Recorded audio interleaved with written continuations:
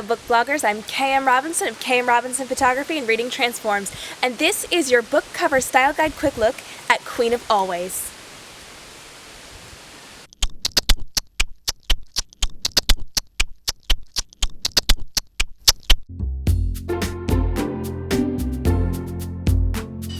I had two initial thoughts when I was photographing Queen of Always.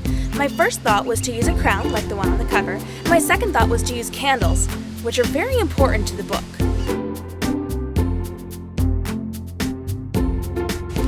If you choose to use a crown in your image, you don't have to use the same one as the one on the cover. My photo is the same crown because I was actually the one that created the crown and the photo that they used in the cover. Your crown can be anything you have, a tiara from prom, something you picked up in the store, something you create. As long as it's a crown, it works. If you do want to use a crown similar to the one on the cover, it is a gray crown with gray pearls, so anything that looks similar to that would work very well.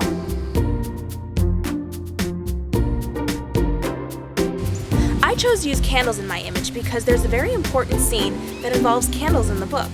You could also use things like a note tucked into the pages of your book with a handwritten poem. You could use things like coffee.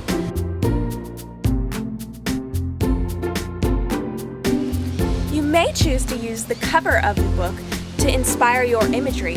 So you would use things like black lace or black fabric. You could use a gray frilly dress as a background.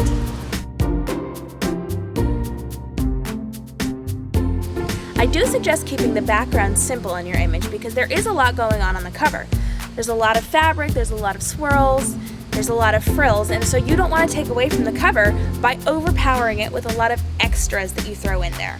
I would stick to a simple lace pattern, or you could go with something that's just solid colored, and that would look really nice with the book cover.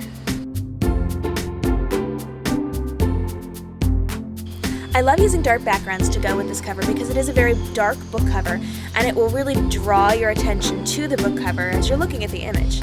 The opposite is also true. You could use a lighter color to really make it pop. I would suggest white or red because it actually goes with the other covers in the series.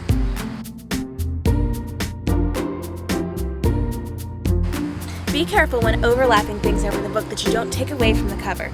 There's a lot going on, a lot of information on here, and you don't want to block any of it. Whether you're basing your imagery on the cover image or on the content of the book, make sure that you are focused on the book itself and that you are showing it off the best way you can.